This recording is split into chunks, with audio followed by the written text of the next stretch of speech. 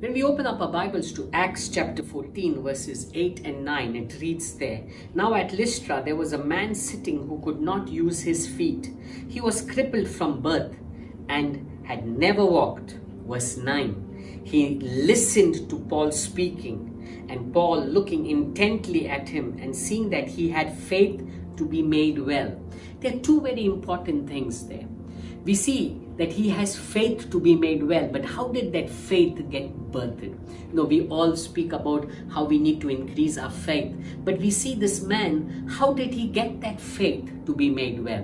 When we read the previous line, it says he listened to Paul speaking. He heard the word that Paul was speaking. It was the word that he heard Paul preaching that stirred up faith within him. When we read Romans chapter 10, it says, "Faith cometh by hearing, and hearing the word of God." We need to be people who keep hearing and hearing the word. It's then that faith begins to arise. This lame man who couldn't walk from birth, he listened to Paul. He heard the word that Paul spoke. He did not keep his eyes on Paul. He kept his heart and ears on the words that Paul spoke. We need to understand. Let's stop looking to man.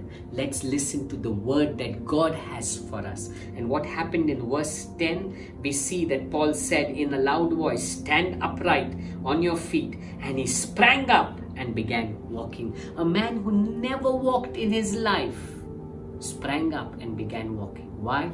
Because faith birthed in him. Faith birthed in him. How did faith birth in him? As he listened, as he heard the word that Paul preached.